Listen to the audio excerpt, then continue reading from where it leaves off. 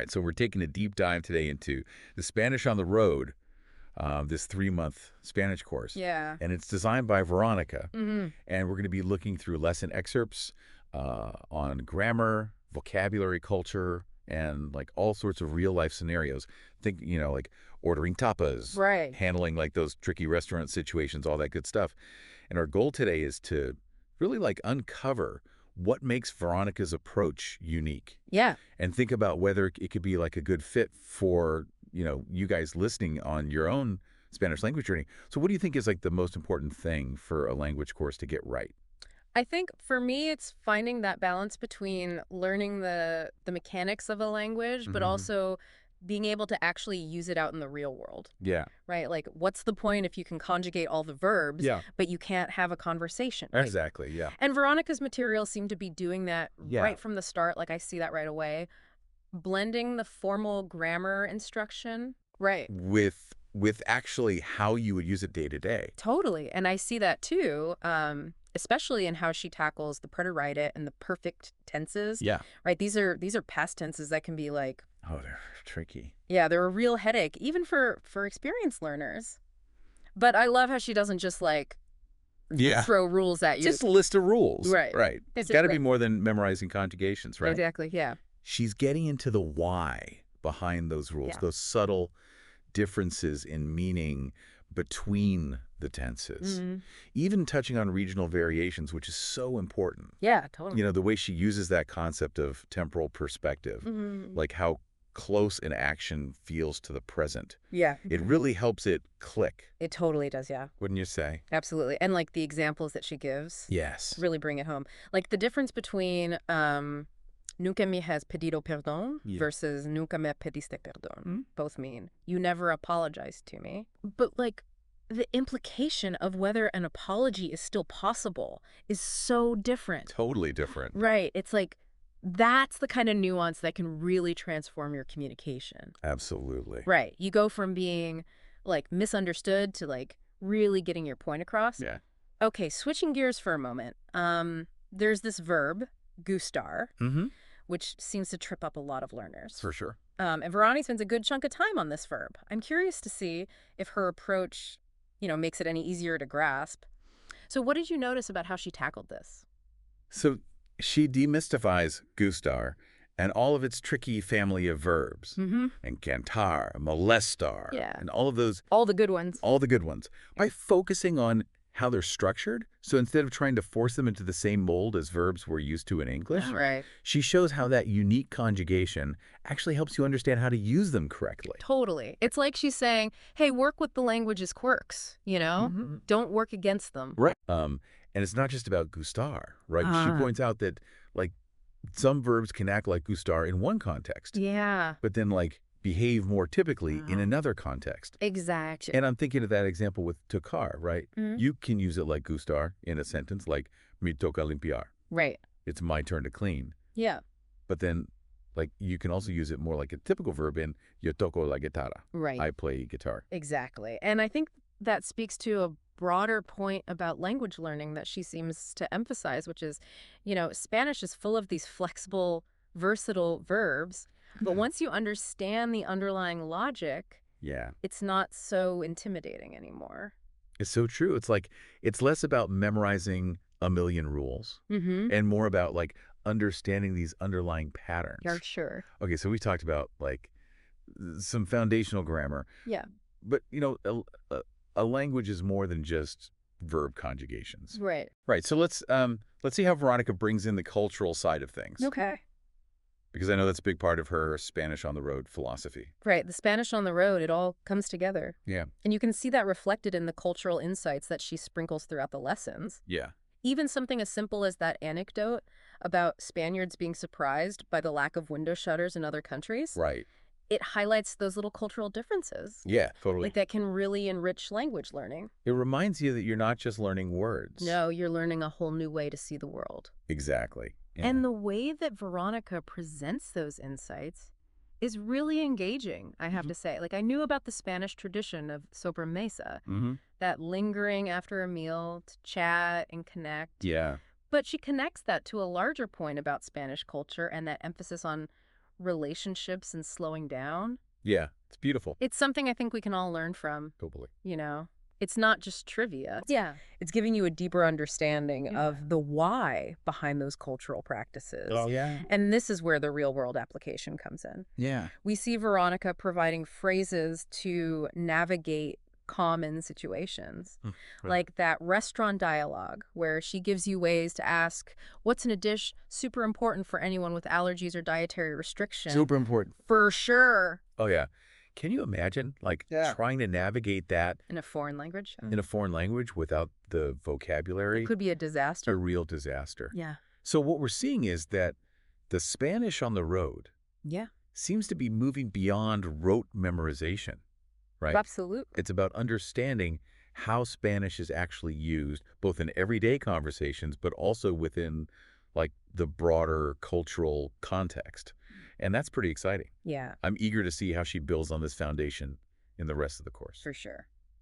What do you say we dig into some of these practical scenarios in a little more depth and see how Veronica equips learners to handle them? Let's do it. I'm particularly interested in that restaurant dialogue. Seems like a microcosm of her whole teaching philosophy. Accurate language, cultural awareness, and practical application all rolled into one. Love it.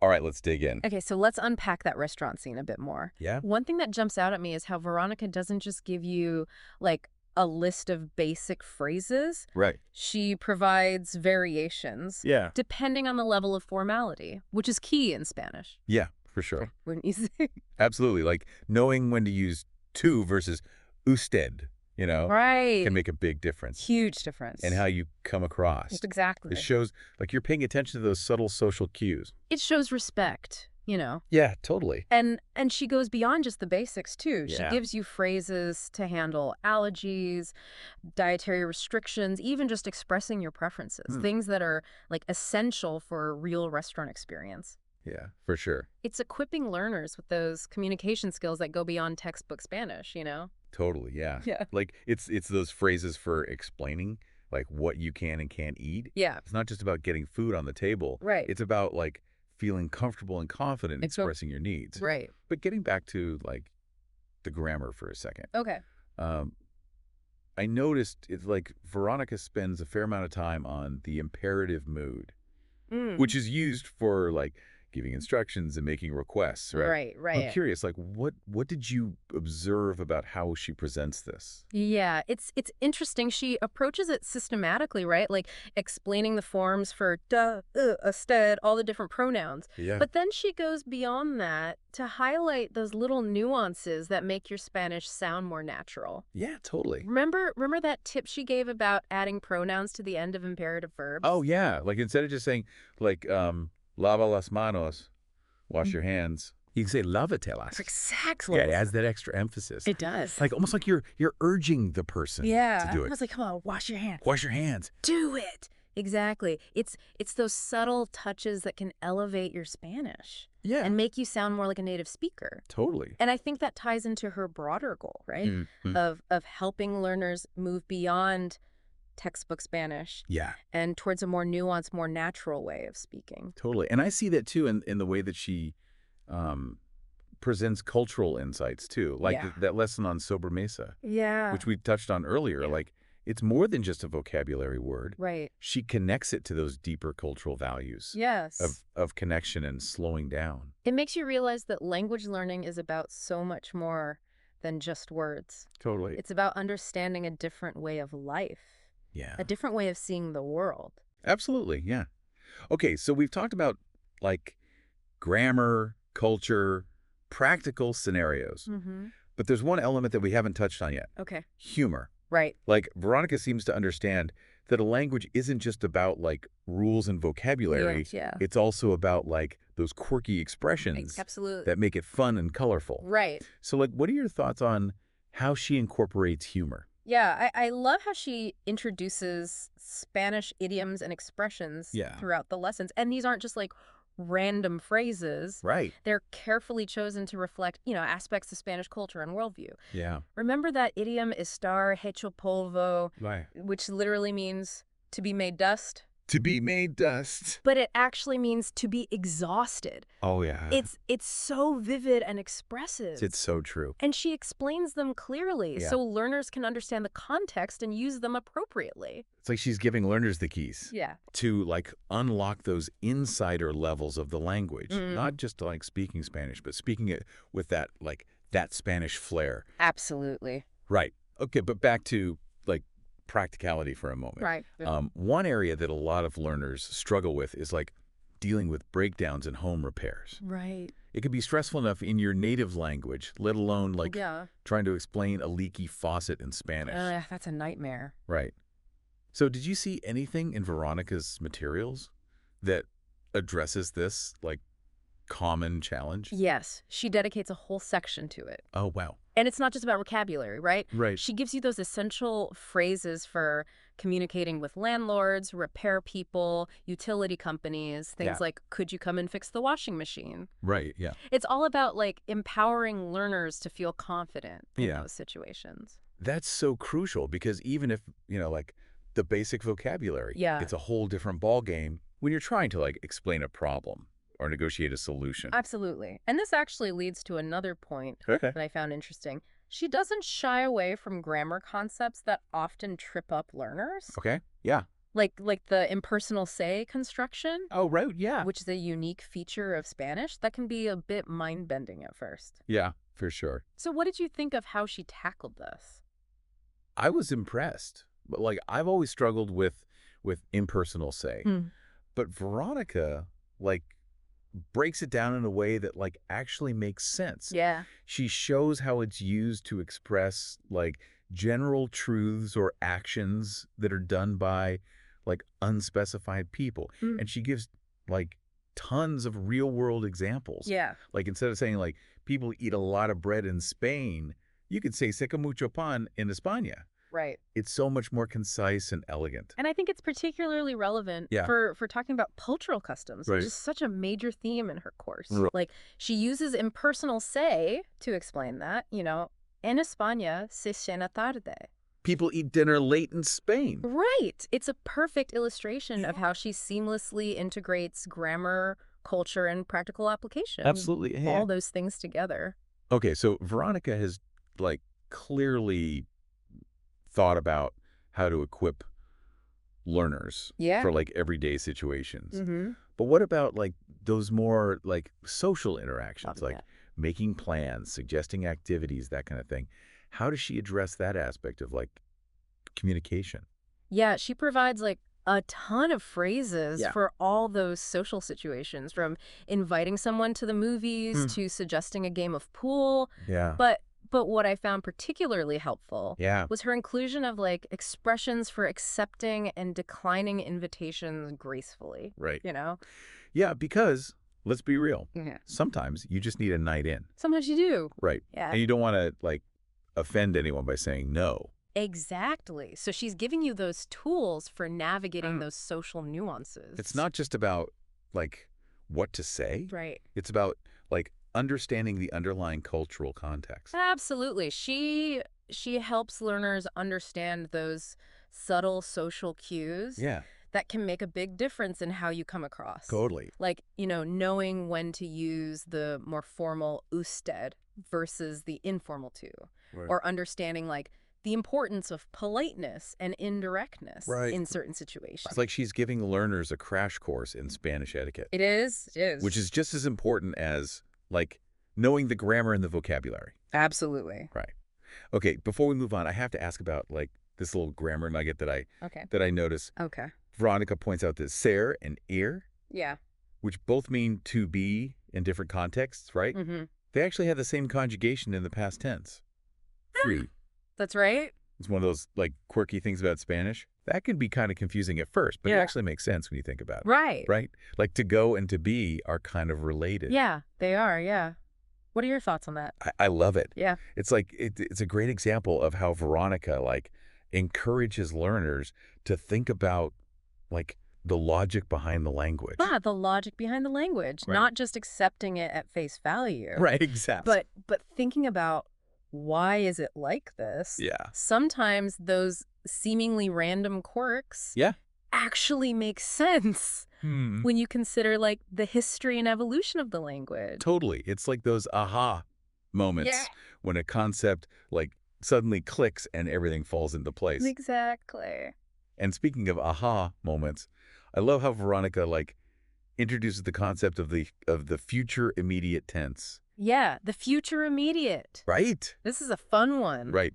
This tense is used to talk about, like, plans or actions that are about to happen. Yeah, that are going to happen right now. Like right now.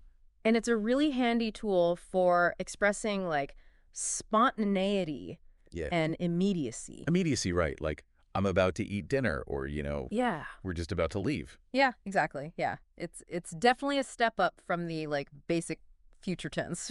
It's like saying, hey, let's do this now. It is. And it, like, perfectly reflects, like, that Spanish on the road spirit of, like, adventure and spontaneity. Exactly. But let's talk about another verb that Veronica seems to give a lot of attention to. Yeah. Quedar. Quedar. It's one of those words that has multiple meanings. So many meanings. Right. And can, like, trip up learners. Mm-hmm. So what did you notice about how she presents this verb? So she does a great job of breaking down its various meanings, right? Yeah. To stay, to meet up, to look good on someone. To look good on someone, right. Right, and she provides clear examples of each use in context. Yeah, totally. Like you can use it to invite a friend for coffee, right? You could say, quedamos para tomar un café. Let's meet up for coffee. Right, or you could compliment someone on their outfit and say, te queda muy bien ese vestido. That dress looks good on you. Right. It's all about choosing the right meaning. Yeah. Based on the situation, right? It is. And Veronica, like, makes it clear how to do that. Absolutely. Okay. So we've talked about, like, verbs, tenses, idioms. Yeah. There's so much packed into this course. So much. But let's shift gears for a moment and talk about a tense that often gives learners headaches. Okay. The imperfect. Yeah, the imperfect. Everyone's favorite. Did you notice anything unique about how Veronica, like, approaches this? Yes, I did. She encourages learners to think of the imperfect tense as a way to, like, step back in time and immerse themselves in the sensory details of a past experience. It's not just about, like, stating the facts. It's about painting a vivid picture of the past. I love that analogy. It's like, don't just tell me what happened. Make me feel like I was there. Right, yeah. And she provides those creative prompts to help learners practice using the imperfect tense in a more engaging way. Like describing your childhood home, recounting a memorable vacation. Oh, nice. Or even just, sharing a funny anecdote about a past mishap. It's about making those personal connections that, like, bring the language to life. Absolutely. And I think that's a consistent theme throughout the whole course. Yeah. Veronica's always looking for ways to make language learning more meaningful, more engaging, and more relevant to the learner's own experiences. Absolutely. I love that. Okay, so we've covered a lot of ground. We have. But there's still one more tense I want to ask about. Okay. The conditional. The conditional, yes. It's a tense that's often used to express politeness, right? Right. Make hypothetical statements. And even just to, like, soften your requests. Yeah, to be a little bit more polite, a little bit more indirect. Yeah. It's very important in Spanish culture. Totally. What did you observe about how she presents this? I love how Veronica, like, highlights, like, the conditional tense's role in Spanish etiquette and how it can make your, like, requests sound more polite and, like, refined. Yeah, more refined. Like, instead of saying, quiero una mesa para dos. Right. I'm like, which can sound kind of demanding. Right, which sounds really direct in Spanish. Right. Yeah, you could say, quería una mesa para dos. Right. I would like a table for two. Exactly. Which comes across as much more, like, courteous. Much more courteous, yeah. It's like adding a touch of, like, Spanish charm to your requests. Absolutely. And, like, Veronica provides, like, clear explanations and examples so that learners can, like, use it confidently in a variety of situations. Okay, but let's get back to verbs for a moment. Okay. We talked about gustar earlier. We did. But there's a whole family of these gustar verbs. Yes, there is. They can be tricky for learners. For sure. How does Veronica approach this? She dedicates an entire lesson to these verbs. Wow, okay. Which are used to express preferences and emotions. Yeah. And she explains that, like, instead of saying, I like chocolate, as you would in English, you would say, me gusta el chocolate. Yeah. Which literally translates to, chocolate is pleasing to me. Chocolate is pleasing to me. It's a subtle but important shift in perspective. Yeah, for sure. That's crucial for mastering these verbs. Totally. It's like she's saying, hey, think about it from the chocolate's point of view. Exactly. Think about it from the chocolate's point of view. And she goes beyond just gustar. Yeah. She explores the whole family of related verbs. Encantar, to love, aburrir, to bore, molestar, to bother. Right. So learners have the tools to express a whole range of preferences and emotions. Yeah, totally. Okay, but let's not forget about, like, those tricky pronominal verbs. Oh, yeah. Right? These verbs are characterized by, like, the use of reflexive pronouns. Yeah. Me, te, say. Right. And they can be a bit, like, confusing. Yeah, a bit tricky for sure. How does Veronica, like, handle this? She tackles them head on, providing a clear explanation of how these verbs work and how to use them correctly. You know, she highlights that some pronominal verbs have a truly reflexive meaning, where the action is, like, performed on oneself. Right. You know, me lavo las manos, I wash my hands. I wash my hands, yeah. While others have a reciprocal meaning, where the action is performed, like, between two or more people, like, nos abrazamos, we hug each other. Oh, nice. And she even delves into those pronominal verbs that have idiomatic meanings. Oh, right, okay. Where the meaning, like, changes when the verb is used reflexively. Right. It's like she's saying, don't be afraid of these verbs. Yeah. Just understand their logic and you'll be fine. Right. It's not as scary as it seems. Okay, but let's shift gears for a moment and talk about something that can really add, like, flair to your Spanish idioms. Idioms. Yeah, we love idioms. We touched on this earlier, but I'm curious to hear your thoughts on, like, Veronica's approach to teaching idioms and expressions that are related to, like, health, money, and love. Love, yes. What do you think? She has a knack for choosing idioms that are not only, like, common, but incredibly expressive, too. Yeah. You know, like, estar como una rosa. To be as fit as a fiddle. To be as fit as a fiddle. Right. Yeah. Or costar un ojo de la cara, to cost an arm and a leg. Oh, yeah. These expressions offer, like, a glimpse into Spanish culture and worldview. Yeah. And Veronica explains them in a way that's both informative and entertaining. It's true. You know? It's like she's saying, here's a secret code to understanding Spanish culture. Exactly. And she gives learners the tools to not just, like, understand these idioms, but to actually, like, use them in their own conversation. And that's the key, right? Totally, To be able to actually use them. Okay, so we've talked about verbs, tenses, idioms. Yeah. There's so much packed into this course. That much. But let's zoom out for a moment and talk about the bigger picture. Yeah. Veronica seems to place a lot of emphasis on understanding and appreciating Spanish culture. Yeah, for sure. So what did you observe about how she integrates, like, culture into the course? She dedicates a whole lesson to exploring the vibrant cultural tapestry of Spain. And it's not just, like, a dry overview of facts and figures. She brings it to life with stories, anecdotes, personal insights. Right. You learn about the importance of tapas in Spanish culture, the tradition of the siesta. Siesta? Yeah. The passion for flamenco dancing. It's like she's saying, here's what makes Spanish culture so unique and fascinating. Exactly. And she goes beyond just, like, describing customs. Yeah, she does. She helps learners understand, like, the values, the beliefs, the social etiquette that like, shape Spanish culture, like the importance of personal connections, the concept of, like, honor and respect, and the significance of nonverbal communication. Absolutely. It's like having a cultural guidebook. Yeah. Right at your fingertips. Right. And I think this cultural immersion is what really sets the Spanish on the road apart from other language courses. Totally. You know, it's not just about learning the language. Right. It's about understanding the people and the culture behind it. Absolutely. Okay, so Veronica clearly understands, like, the importance of cultural awareness. She does. But she also acknowledges that Spanish isn't, like, a monolithic entity, right? It's not. Like, there are regional variations in language and culture across Spain and Latin America. For sure. So how does she address this in the course? She dedicates a whole lesson to exploring those variations. Oh, okay.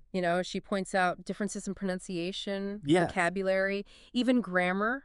Right. For instance, she mentions that the sound in words like sessio, lisp, right, Yeah. is pronounced differently in different regions. Right. Totally. And some words have totally different meanings, depending on where you are. Oh, for sure. Yeah. Like, I remember learning that quedar means, like, to take in Spain. Mm-hmm. But in some parts of Latin America, it's considered, like, a very vulgar term. It's a good reminder that you need to be aware of those regional differences to avoid any awkward misunderstandings. Totally. It could be a disaster. Exactly. And Veronica gives learners those insights.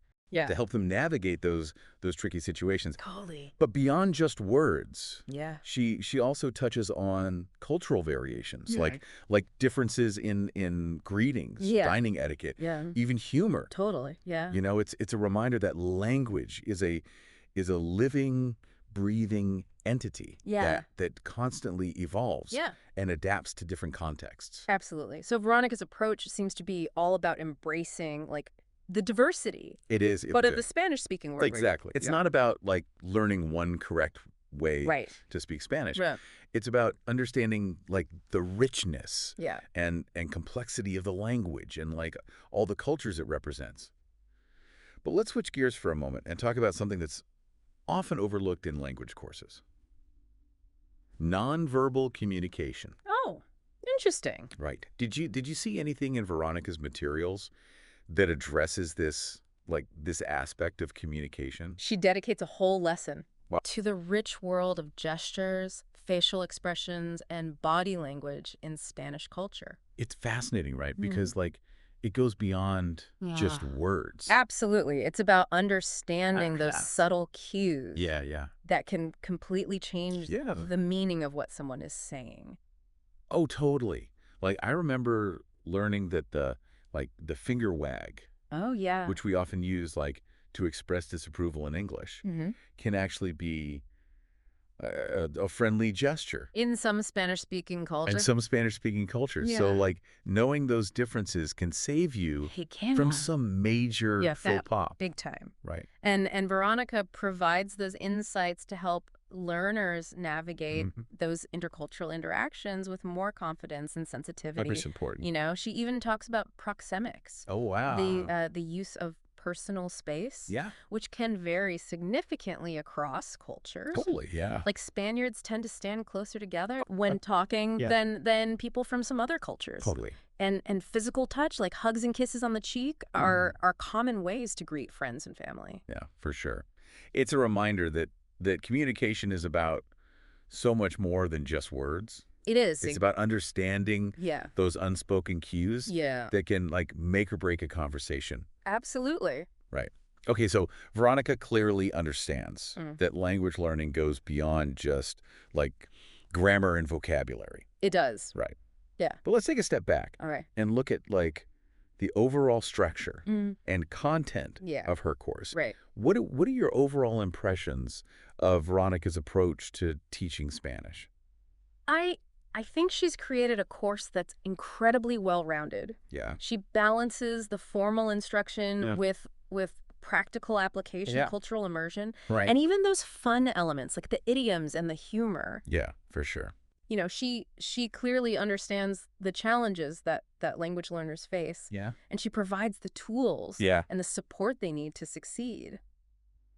I agree. Like, she seems to understand that language learning is a journey. It is. Right? It's not a destination. Right. It's about embracing the process, celebrating those aha moments, and, like, connecting with the language and the culture on, like, a personal level. Exactly. And she provides, like, tips for finding language partners, right? Yeah. Navigating cultural differences and building those meaningful connections. It's about creating a supportive and inspiring community, where learners can practice their language skills, learn from each other, and celebrate the richness and diversity of the Spanish-speaking world.